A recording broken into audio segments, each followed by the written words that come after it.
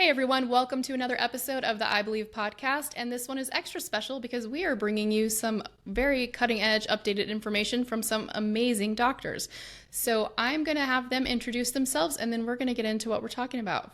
Hi, my name is Dr. Juan Alban. I'm a Chief Hematology Oncology Fellow at Northwestern University. Hi, I'm Sunandana Chandra. I'm a melanoma medical oncologist at Northwestern. I'm Scott Walter. I'm a ocular oncologist in Hartford, Connecticut. Hello, I'm Jose Lutzky. I'm a medical oncologist specializing in melanoma at the University of Miami Sylvester Cancer Center. Hi, I'm Meredith McKean. I'm a medical oncologist based here in Nashville with Sarah Cannon Research Institute. Yeah, hi, I'm Sanjay Chandrasekaran. I'm a medical oncologist at UT Southwestern in Dallas, Texas. Welcome everybody and thank you so much for being here. This means a lot to patients, caregivers, everyone that's experienced ocular melanoma, that you guys are putting so much effort and dedication into not only taking care of patients, but trying to help find a cure. So we're very appreciative of your time and everything you're doing, but also that you're taking time out of your day to be here with us and explain this to patients. This is huge that you're doing this and we're very, very grateful. So would you guys like to give a little background on what COOG is, because some people listening right now might be like, oh, I've never heard of COOG. Yeah, so the COOG stands for the Collaborative Ocular Oncology Group.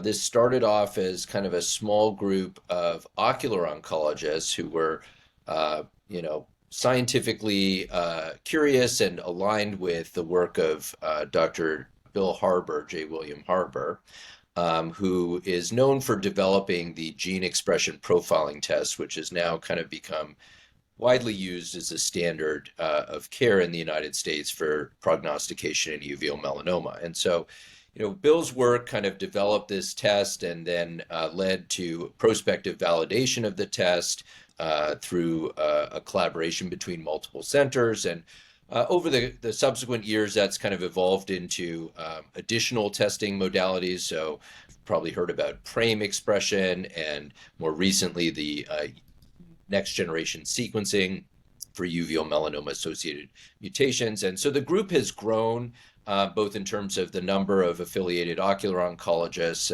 and the number of tests that we've validated prospectively through this venture. And then over the past, 4 or 5 years, we started expanding our meeting to invite medical oncologists. Many of the premier ocular oncologists in our group are affiliated with really top-notch medical oncologists, and we wanted to bring them into the fold to learn from them more about what happens after we treat the eye melanoma and how we can make a difference in terms of metastatic disease, because ultimately that's really what we care most about. And so over the past several years we've had these very productive discussions at the meeting, and I think Bill Harbour and some of the other leaders in the group kind of came up with the idea of putting together a panel to come up with some consensus guidelines around metastatic surveillance. So Juan kind of took the lead on this project, and I'll kind of hand it over to him to explain the methodology and who all was included in this consensus group. Excellent. So this project was fairly large. It spanned about 1 year. We invited 49 experts from around the country. So experts who are medical oncologists, ocular oncologists, surgical oncologists, and radiologists to participate in this project. The Delphi method, it's a method that was developed in the 1950s initially, and it's a technique to achieve consensus among a group of experts. It involves multiple rounds of questionnaires where experts anonymously provide their opinions and feedback. After each round, experts are provided a summary of responses and then are invited into a debriefing session so that we can have all the experts discuss the results of each questionnaire and revise their views. We ultimately did this 3 separate times across the year, which ultimately gave us the consensus document that has recently been published. So, Juan, you make a great point. And also, let's not forget that this was actually a multinational effort because our colleagues in Canada were also able to join. What led to this endeavor was the recognition at one of our COOG meetings, or actually multiple meetings, that we were all surveilling our patients in various ways, using different types of imaging methods or modalities, different types of frequencies. And we realized very quickly that it behooves our patients and the field in general to try to develop some sort of consensus to help guide us and our colleagues, and also to give our patients a sense of how best to manage their surveillance. Now, of course, the problem is that there's not a lot of evidence behind these guidelines. It's a mix of data that Scott had alluded to, the gene expression profile data, the PRAME data that can help us prognosticate someone's survival who has uveal melanoma.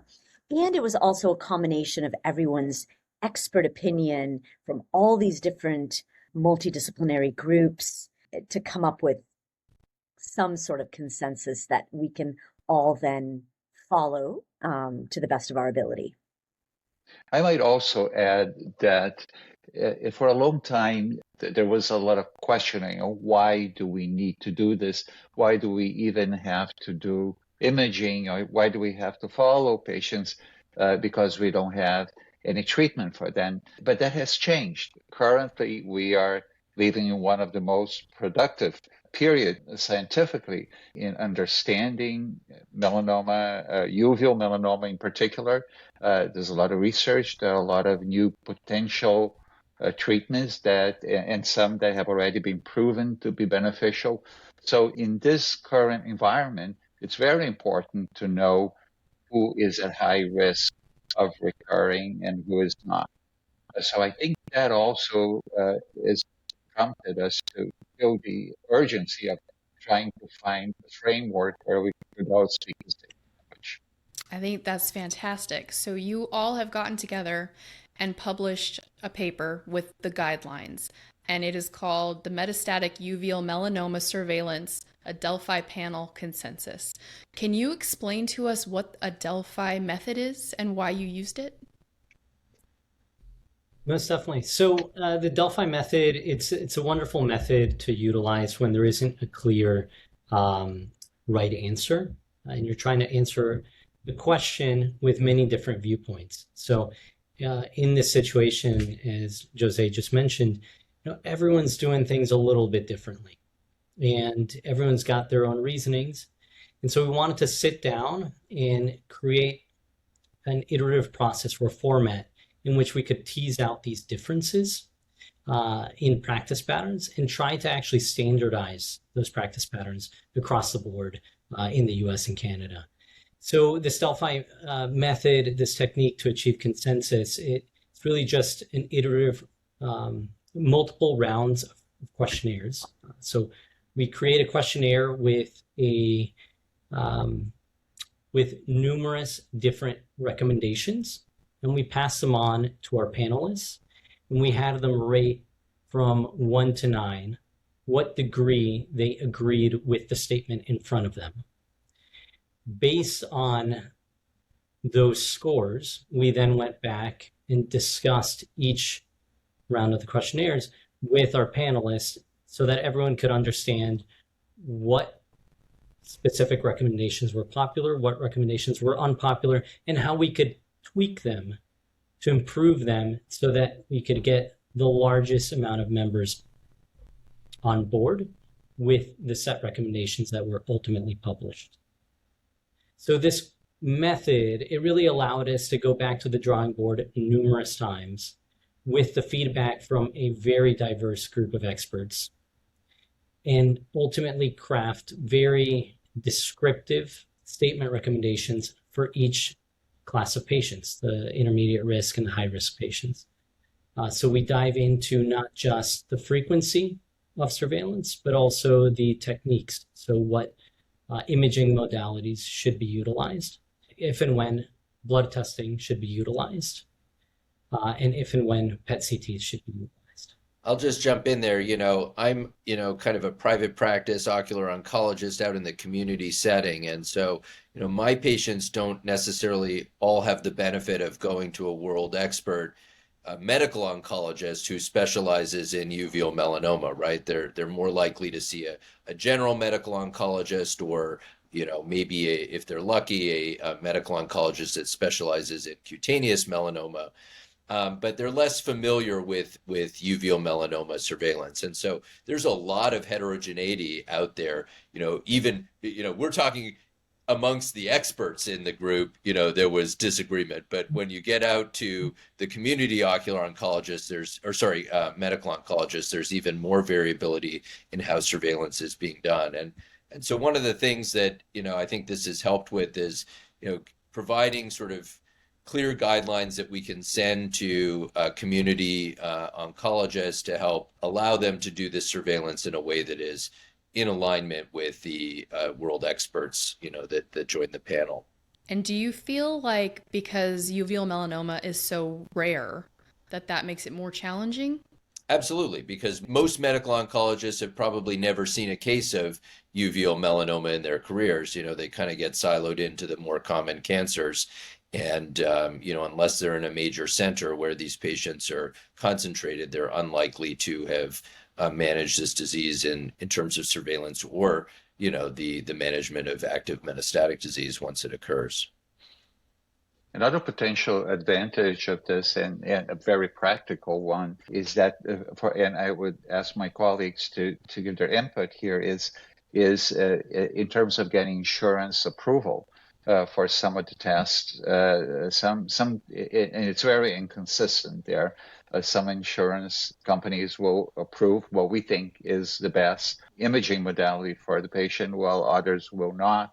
So we're hoping if we can create this framework there that's published there, and it has the agreement of 40 plus physicians that specialize in the field, it would make it easier for us to argue with these insurance companies. But I don't know what Meredith or Sanjay have to say about that.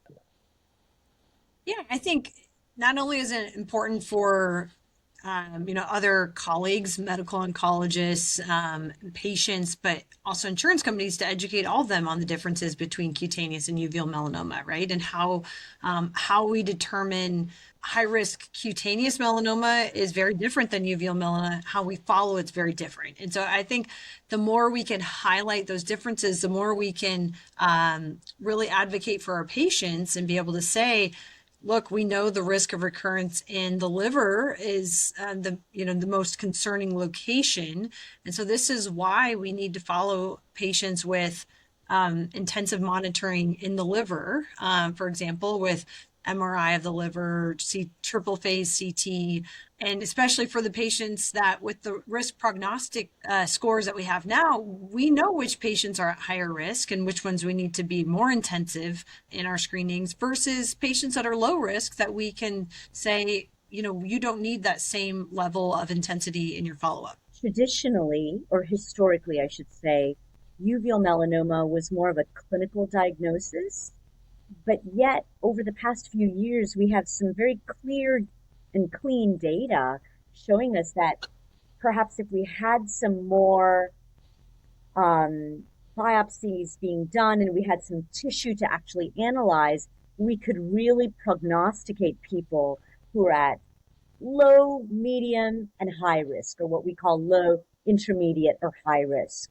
So also one of my hopes with this consensus document is that it will encourage many of our colleagues who are around the country to actually consider doing a biopsy, because that actually would change surveillance and it can have quite a significant impact on whether someone's low risk or high risk. One of the nice things about the way the Delphi is presented, and bearing in mind, we have national guidelines for uveal melanoma, as there are committees that sit down and review this. But I think for practicing oncologists that are working through national guidelines, it's nice to have, in a way, something that you can read that's a conversation amongst physicians who are making these decisions and recommending how to make those decisions. And that's why, as the way the Delphi publication is presented, it kind of works through these scenarios to finally say, hey, this is how the group achieved these recommendations. So it's less of an ingredients list and more of a recipe to allow someone to work through the scenario. And I think that's why it's very complementary to what exists, and certainly I think offers context to both providers and patients and payers and family members as to why we're doing what we're doing and the decisions are being made. I think that's amazing and so needed. Dr. McKean, can you walk us through the pattern of metastatic spread? Yeah, so unlike other cancers where we can check a lymph node, say at the time of diagnosis, in uveal melanoma, we're limited to features of the primary tumor to understand risk factors and the biopsy. Because with uveal melanoma, is more likely to spread through the blood. And so because of this, the biggest concern is that this cancer can return in the liver. And oftentimes patients don't have any symptoms. Their labs may be normal if blood work is checked. And so this is why we need intensive monitoring of the liver. Other locations that uveal melanoma can recur is places like the lungs, bone, other places in the abdomen. And so we need comprehensive imaging, but it really does center on good imaging of the liver in addition to these other locations. Uveal melanoma as a rare disease, we haven't had randomized trials to be able to look at different screening mechanisms. And so a lot of this is based on our clinical care of patients and what we've seen as the best test to be able to detect metastatic disease. One of the great tools that we have now is this gene expression profiling in PRAME, which we're using clinically to help estimate the likelihood of metastatic disease progression. So at the time of tumor diagnosis, an ocular oncologist often will perform a biopsy of the tumor and send some genetic material for gene expression profiling. And that comes back with the result of either class 1 or class 2.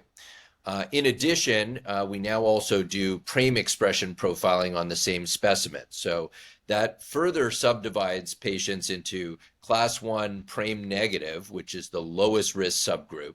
Those patients have a less than 5% risk of developing metastatic disease progression over 5 years.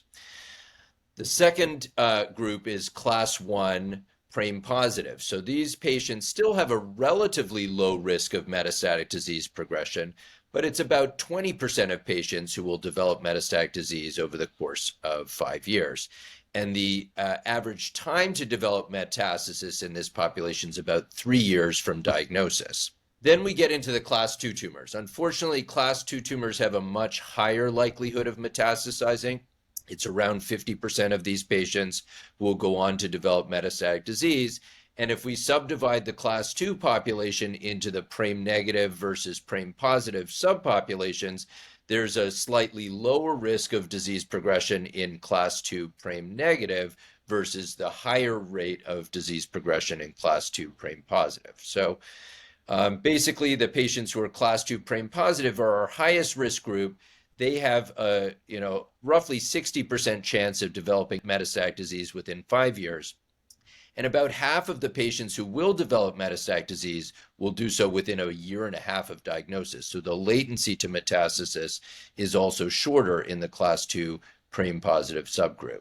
In the class 2 PRAME negative subgroup, it's a little under 50% of patients who will develop metastatic disease, and the latency is a little longer. So the average time to developing metastatic disease is about 2 years from diagnosis.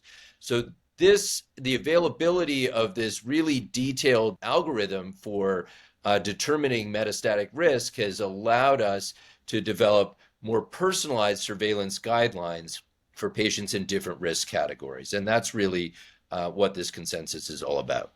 I think it's interesting to notice also that for some of these subgroups that don't have a very high recurrence rate, some of these patients may recur late, sometimes 10 years later. So recognizing this, we included long-term surveillance in these guidelines. The main reason why we want to know who is going to recur and when is because we may have the opportunity to intervene to prevent those recurrences. And we're beginning to see now new clinical trials trying to prevent or delay recurrence in those very high-risk cases. So I think at this point we can discuss a little bit our findings and the consensus recommendations. So if we break down our recommendations based on the risk classification, let's quickly revisit what that risk classification is. So for the intermediate risk, these are patients who are class 1 by gene expression profile in PRAME positive, or disomy 3 with gain of chromosome 8q, or SF3B1 mutation, or if we use the AJCC classification, this would be a T2 or T3 tumor.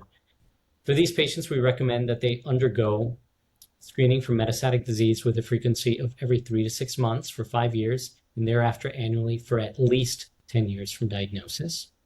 We recommend that they undergo cross-sectional imaging, meaning CT abdomen or MRI abdomen, to surveil for metastatic disease specifically in the liver. We do note that we have a preference towards contrast-enhanced MRI abdomen over CT abdomen and also over hepatic ultrasound.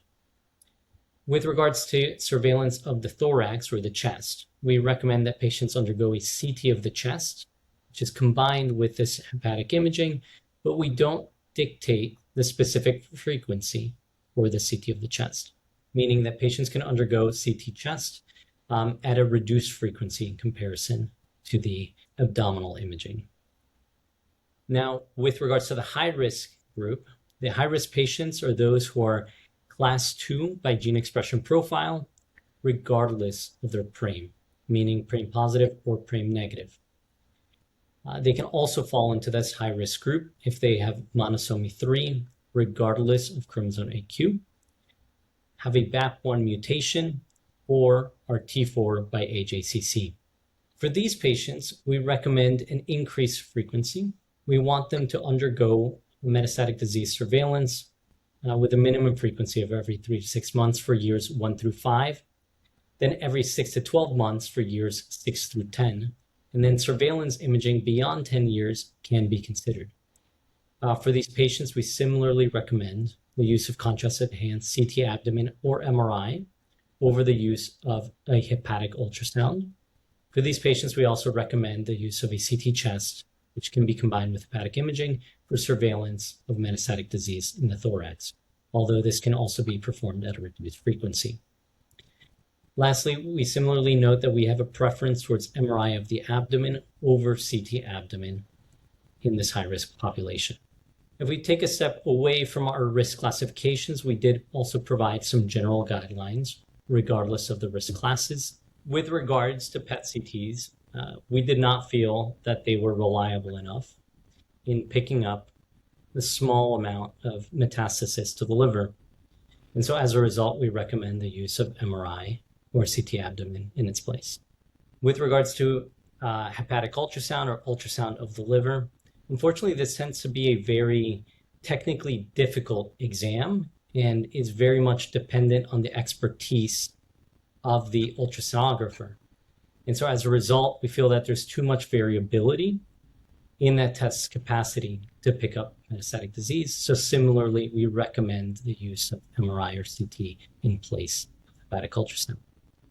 And lastly, we did not feel that the routine blood work necessarily added much in ways of picking up metastatic disease, meaning it is more often than not that these tests do not provide us any additional information when done on a routine basis.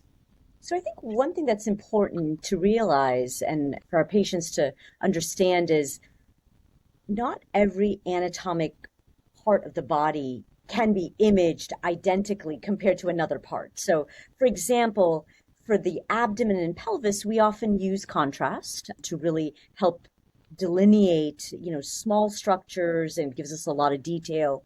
It's highly sensitive, highly specific.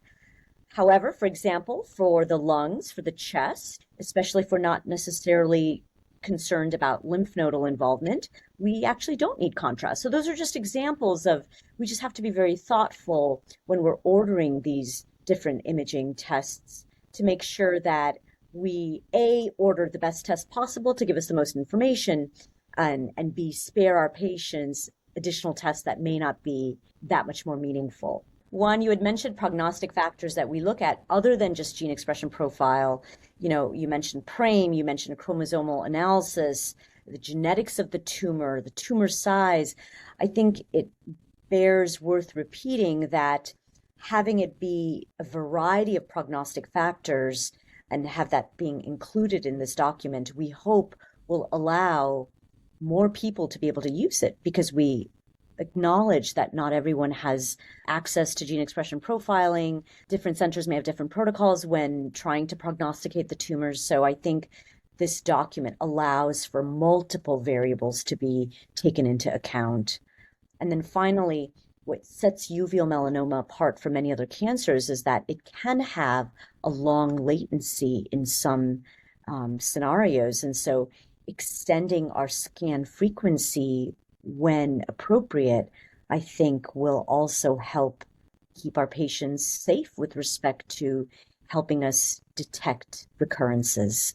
I think an interesting finding from this was it did, I think, de-escalate surveillance imaging for some patients. So the analysis showed that while the national guidelines for patients that are class 1B by GEP but don't have PRAME expression were initially thought to be an intermediate risk category with a higher risk for developing disease.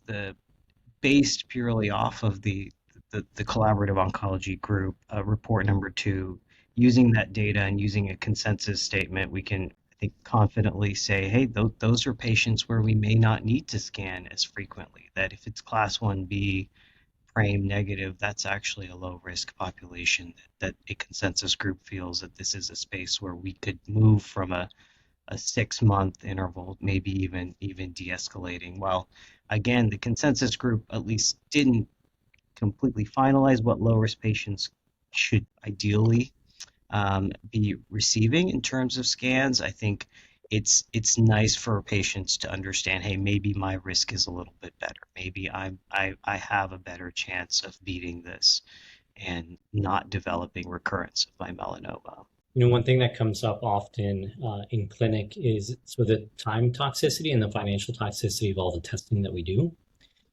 So for a lot of our patients at Northwestern, they're traveling from really quite far away to see us in the clinic. And so if we are recommending imaging, that is an additional trip often to the downtown center. And so now being able to point to an expert consensus and feel very confident in the recommendations that we're providing to patients makes the discussions a lot easier for us in the clinic, not just to provide support, but also to counsel patients. If they're spending hours or days performing the tests that we're asking of them, then I think it's really important that we have the best data out there to really guide those decisions. And so I'm very glad that now through this effort, we can really provide those recommendations and those frequencies with very high confidence. Can I ask you as a wrap-up question, what's next for COOG? I think one of the questions that persists is just how long do we continue to surveil patients, because the goal of the COOG data and how to implement that, as we discussed, is to not only understand which patients to intensify screening, but also which patients to de-intensify. And so right now, the consensus was that it really should be up to the individual, the provider. High-risk patients, we've started to give guidelines up to 10 years. But I see that as one of the issues that I hope that we are able to address even better in the future once we have longer follow-up of these patients that have been participating in the COOG data. That makes a lot of sense. Is there anything else you guys want to touch before we wrap up? So I think this effort really highlights how when a group of experts come together and identify an unmet need, in this case, some further guidance for how to surveil our patients based on the data that we do have available, that you can achieve the the objective. And so, you know, I hope that this document, this consensus guideline, is actually helpful not only to our colleagues around the country, but also, most importantly, for our patients. Another benefit of this is that if it gets adopted by other medical oncologists, particularly the people that are not that familiar with uveal melanoma, it will create a database that we can do real world assessments in a much more reliable way. Because right now, if we want to see in the real world how patients are doing to get a specific treatment, for example, if people are being assessed at different intervals, different types of imaging, it may not be very reliable. And that's why standardization of monitoring of patients is important. And I think ultimately, you know, we want to go back to thanking patients, right? If it was because patients have all signed up to say, yes, I want to participate in the COOG study, and please use my data to help other patients, that we now have all this information that we can look back and try to develop these guidelines. And patients were signing up for this well before, as Dr. Lutzky said, well before we had any effective treatments. But it was, you know, those patients that donated their time, effort, and allowed us to follow them and to look at their data, that we now have this really robust data set that helps inform surveillance patterns, helps us identify hopefully high-risk patients for adjuvant trials. It's always interesting, patients in clinic, if they, you know, we get to the 5-year mark and they say, well, what do we do? And I say, well, thanks to you, we're getting more information and a better idea. And, you know, they say, oh, what am I participating in? Because I know at time of diagnosis, it's can be very overwhelming, and it's a patient saying, sure, you know, what else can I do to help at that moment? But it really all comes back to those patients being so thankless with their time and all their information. Absolutely. Thank you all so much for being here and explaining this to us in a real world way that a patient can actually understand it, because it's such valuable information. And I think that patients hear about this and they get so excited, but they don't know how to access the information or how to, you know, make it understandable or digestible. So the fact that you guys came and explained this to us and took time out of your day, it means the world to all of us. And we're so grateful. So thank you so very much. For everyone watching, thank you for tuning in. This podcast does not function without our viewers, so thank you so much. Please like, subscribe, leave us a comment, let us know what you thought. If you have any questions for the doctors, drop those as well. We'll see if we can get answers for you. And then thank you to our sponsors. This podcast also does not function without the sponsors. We're incredibly grateful, so check out their websites. They're doing some amazing things. And then check out A Cure in Sight's website. There's a button at the top to subscribe to our newsletter. It goes out once a month and it has all kinds of great information to keep you up to date. Also check out our 5Ks. There's probably one coming somewhere near you, so you can check that out. You can also do it virtually if you can't find one near you, or if you just would like to do it on your own. And we also have our Cure Companions program going on right now. If you need a buddy, if you need somebody to go through this journey with, that's a great resource. And don't forget about our Zoom meetings every Tuesday night. There's a regular room and a metastatic, so you can choose the room that fits your comfort level and just be with some people who understand what you're going through. So with that, I'm going to leave you. I hope you all have a wonderful week, and we will see you next week.